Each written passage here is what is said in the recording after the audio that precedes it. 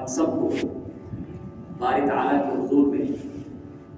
کلمات امتنان، کلمات تشکر اور خدا تعالیٰ کے انعامات کے لیے شکر بجا لانا چاہیے کہ خدا تعالیٰ نے کروڑوں انسانیت سے ہم سب کو منتخب کر کے نبی کریم صلی اللہ علیہ وسلم کا جو اہم مشن تھا اور جس مشن کے لیے آپ صلی اللہ علیہ وسلم کی بعثت ہوئی تھی، تلاوت قرآن، تزکیہ، اصلاح اور بھٹکی ہوئی انسانیت کو راہ راست پہ لانے کے لیے اصول وضع کرنا اور اس کو تطبیق دینا۔ ظاہر سی بات ہے کہ شب و روز نبی کریم صلی اللہ علیہ وسلم کے ارشادات و فرمودات، باری تعالیٰ کے اقوال اور باری تعالیٰ کی طرف سے دی گئی کتاب ہدایت، اس کا مطالعہ بھی کرتے ہیں، اسے پڑھتے بھی ہیں اور پڑھ کر کے اپنی عملی زندگی کو سنوارنے، نکھارنے اور بنانے کی کوشش بھی کرتے ہیں۔ یہ اصلاحی پروگرام اس لیے منعقد کیا جاتا ہے تاکہ تذکیر ہو سکے، یاد دہانی ہو سکے کہ جو چیزیں ہم پڑھ رہے ہیں ان پر ہمارا عمل ہے بھی یا نہیں۔ سب سے خوشی کی بات تو یہ ہے کہ فجر کی نمازوں میں بڑی تعداد ماشاءاللہ طلبہ کی قبل اس کے کوئی جگانے آئے اس سے پہلے ادا کرتے ہیں۔ یہ ادارے کے لیے بھی، آپ کے لیے بھی، میرے لیے بھی اور ادارے کے جملہ منتسبین کے لیے بھی باعث شرف، باعث سعادت اور باعث خوشی ہے۔ در حقیقت ادارے کی نیک نامی اور ادارے کا خوشگوار ماحول، اس میں ہر ایک کا کردار ہے۔ جہاں اساتذہ کا کردار ہے وہیں آپ کا بھی کردار ہے، جہاں انتظامیہ کا کردار ہے وہیں عملہ کا بھی کردار ہے۔ اور اس سال الحمدللہ طلباء نے کئی اعتبارات سے اپنی ذاتی اور نجی کوشش سے بھی اور اجتماعی کوشش سے بھی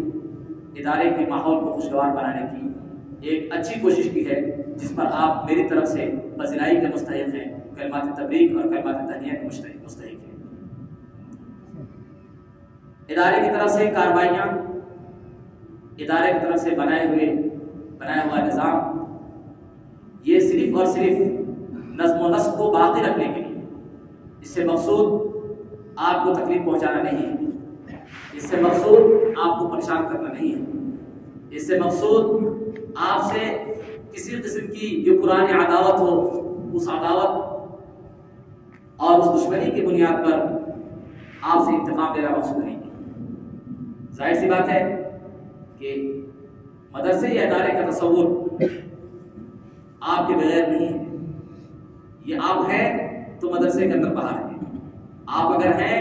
تو مدرسے کے اندر باغ و بہار ہے اور آپ ہی کی وجہ سے اس مدرسے کی رونق ہے۔ تو اس رونق کو بحال کرنے کے لیے جہاں ادارے کے ذمہ داران، انتظامیہ، اساتذہ اپنی اپنی کوششیں، اپنے اپنے مثال اور اپنے اپنے تعین وہ انجام دے رہے ہیں، ویسے ہی آپ کی ذمہ داری بھی ہے کہ آپ اپنے طور پر اس کو حسین سے حسین بنانے کے لیے کوشش کریں، اور الحمدللہ یہ کوشش جاری ہے اور جاری رہے گی۔ آج تو مجھے بات یہ کرنی ہے کہ قرآن پاک میں اللہ تبارک تعالیٰ ارشاد فرماتا ہے اما ما ينفع الناس فيمكث في الارض، کہ وہ چیز جو نافع ہوتی ہے وہ زمین میں پائیدار ہوتی ہے، وہ چیز جو نافع ہوتی ہے وہ زمین میں باقی رہتی ہے، وہ چیز جو نافع ہوتی ہے اسے صدیوں تک لوگ یاد کرتے ہیں اور اس سے فائدہ اٹھاتے ہیں۔ قرآن پاک نے گویا کہ دریا کو کوزے میں سمیٹنے کا کام کیا ہے کہ اس بات کو بہت پھیلا کر کے، بہت تفصیل کے ساتھ، جزیات اور کلیات کے ساتھ اس کو قرآن پاک بیان کر سکتا تھا، لیکن قرآن پاک نے ایک مکمل آیت بھی نہیں بلکہ چند الفاظ میں زندگی کا خلاصہ سمیٹ دیا، اور اسی کو جناب نبی کریم صلی اللہ علیہ وسلم نے ارشاد فرمایا ومن حسن اسلام المرء ترک ما لا یعنی، کہ سب سے بہترین مسلمان اور اسلام کا سب سے حسین نقش و نگار یہ ہے کہ مرد مومن اور وہ شخص کے جس کے دل میں ایمان کی شمع جلتی ہے وہ کسی بھی وقت کوئی ایسا کام نہ کرے جو نہ تو اس کی ذات کے لیے نافع ہو اور نہ اجتماعی اور سماجی سطح پر وہ چیز نافع ہو اور مفید ہو۔ اب ہمیں یہ دیکھنا ہے کہ یہ ایک آیت ہے اور ایک روایت ہے، اس آیت اور روایت کے درمیان میں جو ہماری زندگی ہے وہ زندگی اس معیار پہ اتر رہی ہے نہیں اتر رہی ہے۔ ہم اپنے لیے کتنا نافع ہیں، سماج کے لیے کتنا نافع ہیں، انسانیت کے لیے کتنا نافع ہیں، اپنے آس پڑوس میں رہنے والے لوگوں کے لیے کتنا نافع ہیں، یہ ہمیں جانچنے کی ضرورت ہے۔ دوسرا احتساب یہ ہے کہ اگر ہم نافع نہیں ہیں تو وہ کون سے اسباب ہیں جن اسباب کو اختیار کر کے ہم نافع بن سکتے ہیں۔ تیسری چیز کہ ہمارے نافع بننے میں رکاوٹیں کیا ہیں، ان تینوں چیزوں پر ہمیں آج غور و فکر کرنا ہے اور آگے ہمیں اپنی زندگی طے بھی کرنی ہے۔ پہلی چیز تو یہ ہے کہ نافع بننے کے لیے جناب نبی کریم صلی اللہ علیہ وسلم کی مثالی اور عظمتوں سے، رفعتوں سے، بلندیوں سے پر زندگی کا ہمیں بغور مطالعہ کرنا پڑے گا کہ آپ صلی اللہ علیہ وسلم کی زندگی میں نافعیت کی بنیادیں کیا تھیں، آپ صلی اللہ علیہ وسلم کی زندگی میں نافعیت کے عوامل اسباب کیا تھے۔ چنانچہ مکی اور مدنی دونوں دور میں آپ جب آپ کی زندگی کا ایک غائرانہ مطالعہ کریں گے تو چند باتیں آپ کے سامنے آئیں۔ ایک تو یہ کہ آپ کی آئینی زندگی خاندان کے افراد کے ساتھ، اپنے بچوں کے ساتھ، بیویوں کے ساتھ، صحابہ کے ساتھ، پڑوسیوں کے ساتھ کیا تعامل تھا۔ یہ تعامل ہمیں مدرسے کی زندگی میں اپنے دوستوں احباب کے ساتھ کرنا ہوگا۔ ہم جس قدر نافع بنیں گے اسی قدر سماج کے ہم محبوب بھی بنیں گے اور سماج میں ہماری مقبولیت اور محبوبیت میں اضافہ ہوتا چلا جائے۔ لیکن اگر نافع نہیں ہے تو یاد رکھیے کہ وہ درخت جو انسانوں کو نہ تو سایہ دے، نہ پھل دے اور نہ انسانوں کے مویشی کے لیے وہ چارہ فراہم کر سکے، اس درخت کو کاشتکار یا کسان اپنے کھیت سے اکھاڑ پھینکتا ہے اور اس کی جگہ پر دوسرے پودے کو لگاتا ہے تاکہ وہ پودا باغ کے لیے بھی بہار کا سبب بنے اور انسانی ضرورتوں کی تکمیل بھی کر سکے۔ یہی حال بالکل انسانی سماج کے ساتھ ہے کہ اگر ہم نافع نہیں بنے اپنی ذات کی حد تک، ہم نافع نہیں بنے سماج کی حد تک، تو یاد رکھیے کہ تمام تر حسن و جمال کے باوجود اور تمام تر اسباب و وسائل کے باوجود دنیا میں ہم کو بقا اور استحکام نصیب نہیں ہو سکتا۔ تو سب سے پہلی چیز تو یہ ہے کہ ہم نافع بننے کی کوشش کریں، اور نافع بننے میں آپ علیہ الصلوۃ والسلام نے جو آپ کی مکی زندگی ہے اس میں بھی آپ جو حضرت خدیجہ رضی اللہ تعالی عنہا نے آپ کو کلمات تسلی دی ہیں، تو کلمات تسلی میں آپ کا پورا نقشہ کھینچا ہے کہ آپ کو خدا تعالیٰ کیسے برباد کر سکتا ہے اور آپ تباہ کیسے ہو سکتے ہیں جبکہ آپ کے اتنے سارے کمالات ہیں۔ آپ غریبوں کی مدد کرتے ہیں، بھوکوں کو کھانا کھلاتے ہیں، وہ آدمی جس کے پاس اسباب رزق نہیں ہے رزق کے فراہمی کا آپ کام انجام دیتے ہیں اور آپ کسی کو تکلیف نہیں پہنچاتے، حالانکہ آپ کو خدا تعالیٰ ضائع کر سکتا ہے۔ حضرت خدیجہ کو آپ علیہ الصلوۃ والسلام کے کام اور منہاج پر اتنا یقین ہے کہ وہ اس یقین کے ساتھ کہہ رہی ہیں کہ چاہے حادثہ کتنا بڑا کیوں نہ آپ کے ساتھ پیش آیا ہو، ایسا نہیں ہو سکتا ہے کہ آپ کو برباد ہو۔ کیوں؟ اس لیے کہ نافعیت کا جو سبب ہے اور نافعیت کے جو اسباب ہونے چاہیے سماج کے لیے وہ آپ نے اپنا رکھا ہے۔ یہ ایک وقتی حال مصیبت ہے، یہ ایک وقتی عارضہ ہے جو آیا ہے اور ختم ہو جائے۔ بالکل یہی عمل ہمیں بھی کرنا ہوگا اپنی ذات کے حد تک، ساتھیوں کے حد تک۔ بھلا وہ طالب علم نافع کیسے بن سکتا ہے کہ جو اپنے ساتھی کا ہی سامان اٹھا کر کہیں اور رکھ دے؟ بھلا وہ طالب علم کیسے نافع بن سکتا ہے اپنی ذات کے لیے اور اپنے ساتھیوں کے لیے جو ساتھی کی کاپی امتحان کے وقت میں وہ گم کر دے کہ اس کا نمبر کم آئے؟ وہ ساتھی بھلا کیسے کامیاب ہو سکتا ہے کہ کھانا کھا کر کے اور دوسرے کی تولیہ میں ہاتھ صاف کر دے؟ بھلا وہ نافع کیسے ہو سکتا ہے کہ ساتھی کا سامان چاہے وہ ڈول کی شکل میں ہو، بالٹی کی شکل میں ہو، وہ غسل خانے میں لے گیا، غسل کر کے لیا اور بالٹی وہیں چھوڑ دی؟ ظاہر سی بات ہے کہ یہ نافعیت کے اسباب نہیں ہے۔ تو سب سے پہلی چیز تو یہ ہے کہ ہم نافع بننے کے جو اسباب ہیں وہ اپنائیں۔ تو بخاری شریف میں جو پہلی روایت آئی ہے اور پہلی روایت میں تفصیل کے ساتھ حضرت خدیجہ نے جو آپ کے اخلاق اور آپ کے محاسن بتائے ہیں، ان محاسن پر ہم ایک مدبرانہ، مفکرانہ اور پورے ہوش و حواس کے ساتھ بیٹھ کر کے ہم مطالعہ کریں اور یہ دیکھیں کہ ہماری زندگی اس معیار پہ ہے یا نہیں. اگر اس معیار پہ نہیں ہے تو اس معیار پہ لانے کی کوشش کریں. یہ تو سماجی اعتبار سے. جہاں تک علم و حکمت کے اعتبار سے ہے تو اس اعتبار سے بھی آپ کو اپنی استاذیت پورے عالم کو تسلیم کرانی ہوگی. ابن رشد یا ابن حیثم جتنے بڑے بڑے سائنسداں اور جتنے بڑے بڑے جغرافیہ کے امام اور جتنے بڑے بڑے جیومیٹری کے امام پیدا ہوئے وہ سب مسلمانوں میں پیدا ہوئے. انہوں نے اپنی حکمت کو اپنی دانائی کو اور اپنے علم کو باقی رکھا تو یورپ کو پورے یورپ کو اپنا غلام بنایا اور پورے یورپ کو یہ تسلیم کرنا ہوگا کہ چاہے وہ جس قدر بھی ترقیات کر لیں یا ٹیکنالوجی کے میدان میں چاہے جہاں بھی وہ پہنچ جائیں ان کو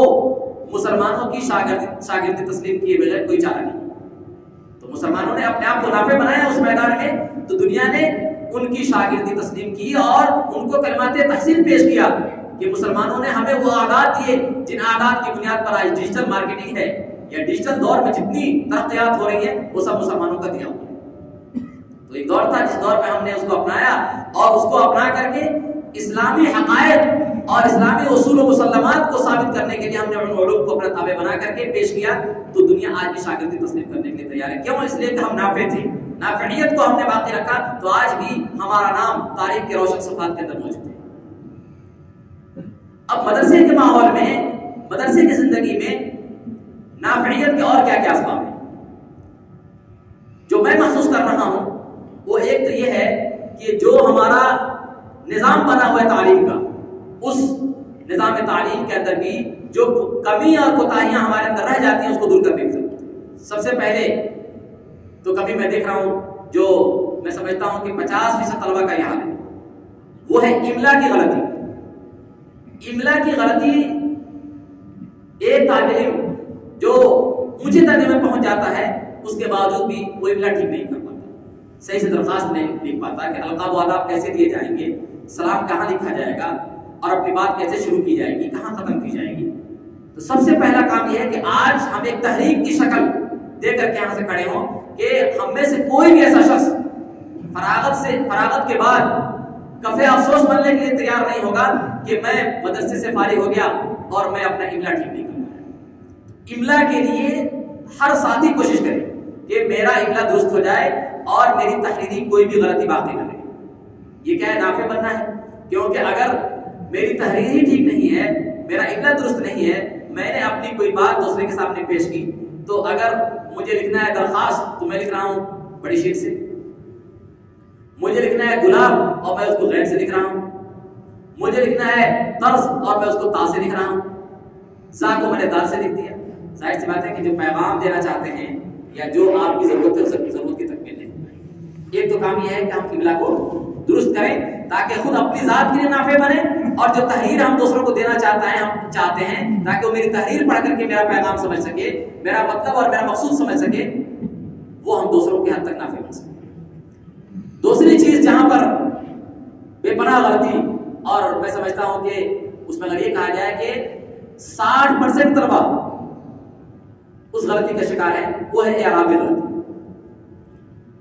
اعرابی غلطی کو نظر انداز کر دینا یہ کہہ کر کے کہ اب تو میں دورے میں آ گیا, اب تو میں ہفتوں میں آ گیا, اب تو ششم میں آ گیا, وقت گزر چکا ہے, اب طلاق ماں باپ کی کوئی ضرورت نہیں. یہ کہہ کے ٹال دینا یہ ایسا ہی ہے کہ جیسا کہ کسی آدمی کو ایک سنگین اور ایک بھیانک مرض لاحق ہو اور وہ یہ کہہ کر کے ٹالتا رہے کہ میری عمر تو 30 سال ہو چکی ہے, اب علاج کرانے سے کیا فائدہ, میری عمر تو 40 سال ہو چکی ہے, اب علاج کرانے سے کیا فائدہ, ایسے ہی زندگی بسر کر لوں گا. تو وہ ایک انہونی کیفیت میں اپنی زندگی بسر کر رہا ہے کہ نہ جانے یہ مرض کس کروٹ رخ لے اور کس جانی مجھے لے جائے, کب مجھے تباہی کے دہانے پہ اتار دے, مجھے کچھ اس کی خبر نہیں ہے. تو اس طریقے سے شک و شبہ والی زندگی گزارنا ہی ٹھیک نہیں ہے. تو وہ طلباء جن کی اعرابی غلطی رہ گئی ہے وہ اعرابی غلطی درست کرنے کے لیے آج سے ٹھان لیں. جو لوگ اس میں آپ کا تعاون کر سکتے ہیں, چاہے آپ کا ساتھی تعاون کر دے, آپ کے اساتذہ تعاون کر دیں, ان کا تعاون لینے میں چکے. آج کل ہو کیا رہا ہے, سب سے بڑی مصیبت یہ ہے کہ طالب علم یہ سوچتا ہے کہ اس کو پکی پکائی روٹی لا کر کوئی دے. دیوبند ہے, یہاں مصروفیت کا وقت ہے, ہر آدمی مصروف ہے, تدریس ہے, تعلیف ہے, تصنیف ہے, تحقیق ہے. تو آپ کو اگر اپنی اصلاح کرانی ہے تو آپ کو اس کے پاس بار بار جانا ہے. کیا کبھی ایسا ہوتا ہے کہ ہم ڈاکٹر کے پاس, جو ماہر ڈاکٹر ہو کسی مریض کسی مرض کا, میں اس کے پاس جاؤں اور اس نے ٹائم دیا ہو 8:30 کا, اس دن موجود نہ ہو تو میں اس کے پاس نہیں جاؤں گا. نہیں، بلکہ میری ضرورت ہے، میرا تقاضا ہے، میں مجبور ہوں، میں محتاج ہوں، تو مجھے آج نہیں، ایک مرتبہ نہیں، 2 مرتبہ نہیں، 3 مرتبہ نہیں، 4 مرتبہ نہیں جانا پڑے گا. ضرورت میری ہے، مسئلہ میرا ہے، تقاضا میرا ہے، تو مجھے جانا پڑے گا. تو دوسری جو بنیادی چیز ہے وہ ہے اعراب کی غلطی. اگر اعراب کی غلطیوں سے آپ پاک ہو گئے تو یاد رکھیے کہ جتنے عربی خزانے ہیں اور جتنی عربی کتابیں ہیں، جتنے عربی مصنفات ہیں، ان تمام مصنفات سے آپ فائدہ اٹھانے کے قابل ہیں. اور اگر اعراب میں ہی آپ پیچھے رہ گئے اور وہیں آپ کی کمی رہ گئی تو یاد رکھیے کہ آپ کو پوری زندگی کتابوں سے ڈر، کتابوں کا خطرہ اور کتابوں سے دوری آپ محسوس کرتے رہیں گے. کبھی بھی کتاب کو اپنا ساتھی اور اپنا رفیق نہیں بنا پائیں گے. اعراب کی درستگی کے لیے بہت موٹی اور بڑی کتاب پڑھنے کی ضرورت نہیں. یہ پہلے تصور بنانا ہے کہ میں جس چیز کو پڑھنے جا رہا ہوں اس سے غلطیاں ہوں گی اور غلطی کرنا ہی در حقیقت میری درستگی ہے. اگر آپ نے یہ سوچ لیا کہ اعراب کی غلطی ہو جائے گی تو میں تو مجرم ہو جاؤں گا، اعراب کی غلطی کیوں ہوگی، یہ تصورات نہیں بنانے. آپ آج سے پڑھنا شروع کیجیے، کسی بھی کتاب کو لیجیے جو آپ کے مستویٰ اور آپ کی سطح کے مطابق ہو، اس کو لے کے پڑھنا شروع کیجیے. آپ 2 مہینہ 3 مہینے کے اندر جب آپ 600-700 صفحات پڑھ جائیں گے چھوٹی چھوٹی کتابیں، تو اس کے بعد خود آپ کو احساس ہونے لگے گا کہ ہاں اعرابی غلطی میری تھی اور اب یہ ختم ہونے جا رہی ہے. جیسے بار بار کسی چیز کے پڑھنے سے آدمی اس کا عادی بن جاتا ہے اور پھر ان تمام پیچ و خم سے وہ شناسا ہو جاتا ہے. اسی طریقے سے اگر اعرابی غلطیوں کو دور کرنا ہے تو آج سے اس کو شروع کریں. اور تیسری چیز وہ ہے اخلاقی خرابی جو آپ کو نافع بننے سے روکتی ہے. اخلاقی خرابی اس میں یہ ہے کہ سب سے پہلے تو یہ ہے کہ اخلاق و آداب میں نمبر 1 ہے پاکیزگی. کپڑے کی پاکیزگی یہ بھی ضروری ہے کہ آپ صاف ستھرا کپڑا پہنیں. اس کے بعد یہ ہے زبان کی صفائی ستھرائی. جو بول رہا ہوں میں تو کم سے کم میں سوچوں کہ جو میں بول رہا ہوں تو دوسرے کے ضمیر پر، دوسرے کے احساس پر، دوسرے کے جذبے پر، دوسرے کے دل دماغ پر میرے جملے کا کیا اثر ہے، یہ سوچنا بہت ضروری ہے. یہ ہے زبان کی پاکی. اس کے بعد ہے دماغ کی پاکی. ہمیشہ دماغ کو گھما رہا ہے کہ آج جانا ہے اور آج ساتھی کا سامان وہاں پر رکھا ہوا اس کو اٹھا کر یہاں سے وہاں رکھتے ہیں، یہ ساتھی کا سامان وہاں سے اٹھا کر میں اس کو یہاں رکھتا ہوں. اچھا یہ ساتھی جو ہے نمبرات بہت اچھا لا رہا ہے، کس طرح کروں کہ اس کا نمبر کم آ جائے، یہ کیا ہے، دماغی گندگی ہے. تو دل دماغ کی پاکیزگی بہت ضروری ہے. قلب میں ہمیشہ برائی کا خیال، گندی تصویریں دیکھنے کا خیال اور دل دماغ کے اندر ہمیشہ یہی فکر کہ یہاں بس میں پڑا ہوا ہوں، وقت جلدی گزر جائے کہ میں گھر چلا جاؤں، یہ سب کیا ہے، گندے خیالات. تو کپڑے کی پاکی صفائی، زبان کی پاکی صفائی، دل دماغ کی پاکی صفائی اور پھر روح کی پاکی صفائی، یہ بہت ضروری ہے. اگر اس پر آپ دھیان دیں گے تو پھر اس کے بعد جو ہمیشہ منفی خیالات آپ کے دل کے اندر جو گھومتے پھرتے رہتے ہیں اور ہمیشہ آپ کو تعلیم کے ڈگر سے ہٹا کر کے اور کسی اور ڈگر پہ ڈال دیتے ہیں، اگر آپ نے اپنے دل دماغ کی پاکیزگی کا خیال رکھا، اس کے اندر علم کو آپ نے بسایا، معرفت کو بسایا، تو یہ سارے خیالات بھی ختم. اس کے بعد نافع بننا ہے مدرسے کی سطح پر. کسی ساتھی کی طبیعت خراب ہو گئی، اس کی بیمار پرسی کرنا. کوئی ساتھی ایسا ہے کہ جو تعلیم سے گھبرایا ہوا ہے، کسی فن سے گھبرایا ہوا ہے، کسی مضمون سے گھبرایا ہوا ہے، اس کی گھبراہٹ کو دور کرنا. ہم یہ سمجھتے ہیں کہ کوئی آدمی چوروں کے بیچ میں پھنسا ہوا ہو، اس کو میں نے بچا دیا تو یہ نیکی کا کام ہے. اور ایک آدمی جو عبارت کی پیچیدگی کی وجہ سے اور عبارت کی صعوبت اور مشکل ہونے کی وجہ سے وہ عبارت کے مغز کو اور عبارت کے ماحصل کو نہیں سمجھ پا رہا ہے، اس کے سمجھانے کو ہم کبھی ثواب سمجھتے ہی نہیں. ہم نے ایک طالب علم کو جو بہت پریشان تھا، ایک مسئلہ اس کو سمجھ میں نہیں آ رہا تھا میرے ساتھی کو، اور میں نے اس کو 2 جملوں میں سمجھا دیا، تو کبھی یہ دل میں خیال ہی نہیں آتا کہ میں نے کوئی نیکی کا کام کیا. حالانکہ یہ بھی نیکی کا کام ہے کہ ایک مسلمان بھائی پریشانی میں مبتلا تھا، اس کی پریشانی کو میں نے دور کیا. اور اس کے بعد نافعیت میں جو چیزیں رکاوٹ ہے وہ یہ روایت ہے، جو روایت میں نے پڑھی، من حسن اسلام المرء ترکہ ما لا یعنی، کہ انسان مسلمان کی سب سے عمدہ ترین چیز ہے وہ یہ ہے کہ لا یعنی سے گریز. ہم نافع کیوں نہیں بن پاتے؟ نافع نہ بننے کی بنیادی وجہ یہ ہے کہ ہم نے اپنا فائدہ اور اپنی دلچسپی اور اپنا لطف ان چیزوں میں سمجھ رکھا ہے کہ جو چیزیں عارضی ہیں، عارضی طور پہ مزہ آ جاتا ہے. خانی نے لکھا کہ گناہ ایک ایسی چیز ہے کہ گناہ میں آدمی یہ سمجھتا ہے کہ چلو آخری مرتبہ کر رہے ہیں بس اب اس کے بعد سے نہیں کریں گے. خانی نے لکھا کہ جہاں پر یہ تصور آ رہا ہے کہ آخری مرتبہ کر لیں گے، کہ یاد رکھو کہ اس کا گناہ کا کوئی آخری حصہ ہی نہیں ہے. پھر دوبارہ کیا کرو، بس آخری ہے اب اس کے بعد سے نہیں کریں.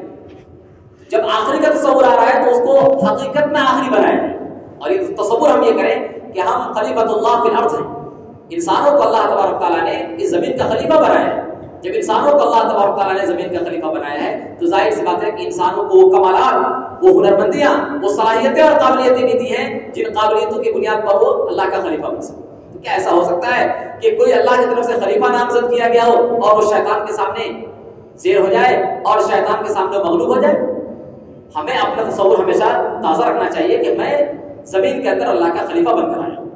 تو جب میں خلیفہ بن کر کے آیا ہوں تو اللہ تبارک تعالیٰ کے جو محاسن ہیں، جو اچھی صفات ہیں خدا تعالیٰ کی، وہ صفات بھی میرے اندر ہونی چاہیے۔ اللہ کا صفات غالب ہونا، تو وہ صفات بھی میرے اندر ہونا چاہیے کہ دشمن کے خلاف غالب ہونا، شیطانی وساوس کے خلاف غالب ہونا، اور گناہ کے کاموں پر غالب ہونا، اور گناہ کے کاموں کو مغلوب کر دینا۔ یہ خلیفہ ہونے کی حیثیت سے ہمارا تصور بننا چاہیے۔ میں سبق میں کمزور ہوں تو میرے ذہن میں خلیفۃ اللہ فی الارض کا تصور ہونا چاہیے کہ اللہ تعالیٰ نے جب مجھ کو خلیفہ بنا کر بھیجا ہے تو اس کا مطلب یہ کہ میرے اندر اس کتاب کے سمجھنے کی صلاحیت بھی رکھی، میرے اندر اس مسئلے کو حل کرنے کی صلاحیت بھی رکھی۔ خلیفۃ اللہ فی الارض میں ہوں،